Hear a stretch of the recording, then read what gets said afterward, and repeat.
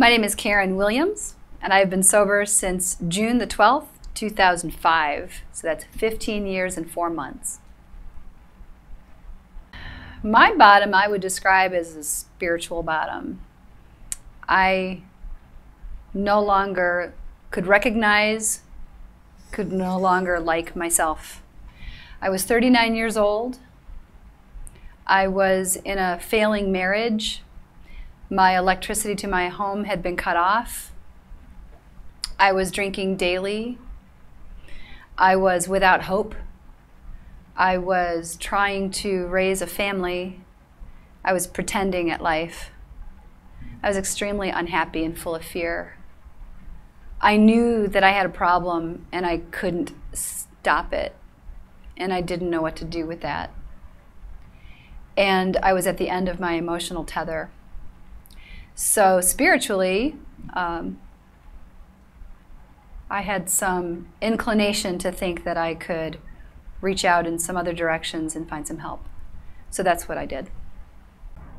I went to my pastor at my church, and I had asked, this is in February of 2005, and I said, hey, is there anybody that you know in the psychotherapy community that could help? And as things were piling up and crashing down around me. And so this particular pastor gave me the name of a counselor, and I didn't like counselors at that time at all, but I didn't know where else to go, and I didn't know how to stop the issue, the drinking, the chronic feeling of I'm just wasting. And so I went to talk to Kathy, made an appointment, sat in her office, filled out those intake forms, you know, the ones that ask you all sorts of personal and intrusive questions, you know, all your bio and your age and what's been going on and how much do you drink every day. And then, of course, I was doing what I typically do, and that was lying all over the intake forms, lying. And I think what I reported was I was drinking about 3 glasses of wine per week. That's what I was willing to say at that time. And I'd gone in there with this notion of, I just got to get out of this marriage. I just got to stop the madness. This has got to be the problem. She said the one thing, the only thing that I really recall in that time frame, in that first initial meeting, she said, you know, probably what would help is if you just stopped all drugs and alcohol. My problem was alcohol. Just stop all drugs and alcohol for about 90 days, just 90 days. And it was like something went off in my head going,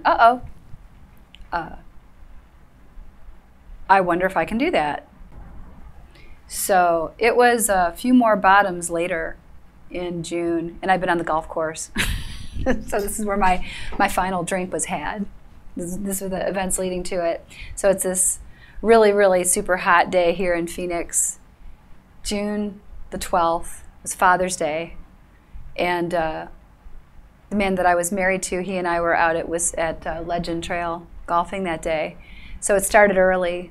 It started early with Bloody Marys, multiple Bloody Marys, then switched over to Coors Light, and then switched over to arguing, just nonstop arguing, just back at all that stuff again. And I remember telling him that we need to go to the grocery store because I need to get wine for my mom, and because there wouldn't have been any at the house. And I knew that because that's the only inventory that I kept, was how much alcohol there was for me to consume. So we stopped at the store. I picked up another supply, and came back to my house. And then I roped my mom into conversation out by the pool. Later that day, after all that stuff, for probably, I don't know, the 4th, 5th time in this particular house, I took all the alcohol and dumped it down the drain. It's like a habit now. Just poured it all out again. I mean, it must have been about $200 worth of stuff, because we shopped at Costco, so I know. And I filled up another dumpster full of the empty bottles. I didn't hide bottles around my house. I just filled the trash bin with the empties. That was my count. Like, that's what I remember. I remember the clinking. Always pulling that stuff out of the garbage can and taking that to the big dumpster around the back of the house. You know, life was, and I'll tell you what, I didn't have a gutter bottom. I didn't have one of those. I lived in a nice house, way beyond my means, in a nice part of Scottsdale. I had all my friends fooled. I was a churchgoer. I was part of committees. I was running a business. And I was losing my soul to addiction. And I so wanted to stop. And I couldn't. And I had great willpower, and I had all that potential stuff that everybody talks about. You know, what great potential. And I was just so miserable. Did you ever think you were going to die? I thought I was going to lose my mind, and I thought I might die. And I thought I might die behind the wheel of a car. And I had kids, and I thought I might hurt my kids. And that petrified me. And I was mean to my kids. Always mean. So I decided to give Kathy some more information after that day. I went back into her office. It was a few days later after that event at the pool, after I dumped all the alcohol out. Now I'm a dry drunk. Now I have no coping. And now I'm really miserable. And all I want to do is drink. So I go back to her office, and I have a confession to make. And I said, I think I know the problem in my marriage, and the problem I'm having in life, and I think it has to do with me. And I finally, for the first time in my life, got honest with another human being about the amount of alcohol I was drinking. A month later, after that meeting with Kathy, I did find myself up at this place in Scottsdale. And it's a 12-step recovery meeting. There were probably about 15 to 20 people in this room. I was nervous. Oh my goodness. Lights were all on, you know, these fluorescent tubes. Walk in there. I have no idea. I have no accompaniment. Like, I'm by myself walking into this place. And it was happy. It was not what I was expecting. I was expecting doldrums and people that were miserable and people that were living under a bridge and people that were poorly clad and all that kind of stuff. And I don't know, maybe people that were drinking. And I didn't experience that at all. I experienced a welcome, an acknowledgement, like a structure. And then I remember them sharing about the fourth step in this particular recovery process, which I had no clue on. And I remember these people going around saying, you know, introducing themselves, hi, my name's so-and-so, and what they were. Hi, my name's so-and-so, what they were. And I'm feeling this as it's coming around to me, and it finally dawns on me what exactly I am. And so I introduced myself in the classic format. And that's when the tears started to flow. I met my sponsor that night. She comes up to me, she gives me her card. Hey, you know what, I'm just, you know, so-and-so, and here's my information if you ever want to talk and get together. I'd love to have coffee if you want to get together sometime this week. You know, I can share with you a little bit of how I got sober and what I did. What changed inside for me was I could no longer deny what I was suffering from. What changed in me was a knowledge that this was a disease that I was suffering from, a disease where I could no longer make a choice to drink or not drink. What changed in me was a willingness, actually, to do this, but do this insofar as I could, a day at a time. Like, it wasn't a project that I was going to take on and then set aside and move on to the next project. I was actually going to need to make this a way of living for myself. What changed in me, gosh, was honesty for the first time in my life as a 39-year-old woman. Really getting gut-level honest with another human being. And not just about the drinking and not just about the addiction, but about all sorts of areas of character development that had gone untended. You know, my problems my problems were of my own making, but I didn't see the connection. I didn't see all that stuff that was before that. And I always just thought, I had this mentality like, I'll just get over it. Like I had that thought about alcohol too. Like, I'll just grow out of it. I'll just grow up someday. Oh my goodness. And I guess I learned that you actually have to do stuff. You have to get into action with your life. If you want to be a person of character, you actually have to do things of character to achieve that end.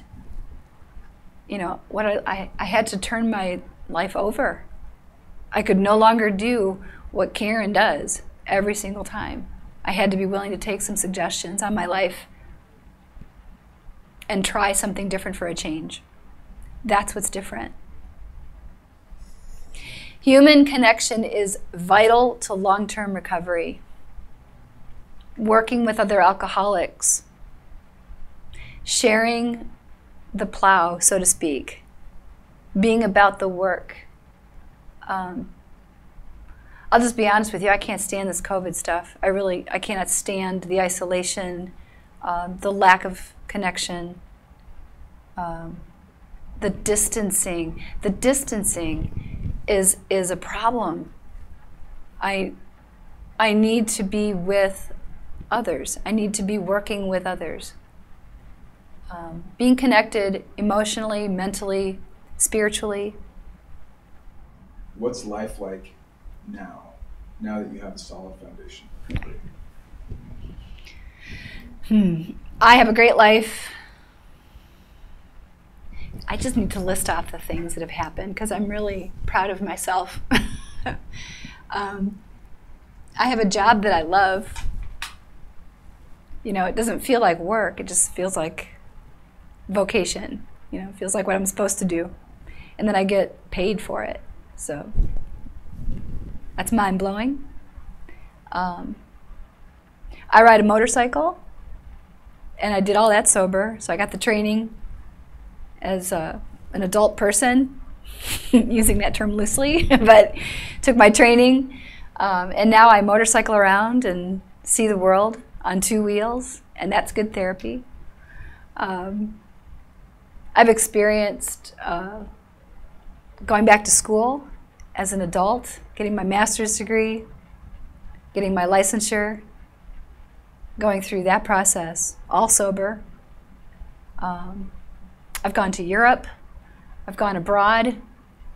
I have great relationships today with my family, with my kids, my 2 sons. We have a great time. I've experienced loss. I've been present for people that have experienced that loss.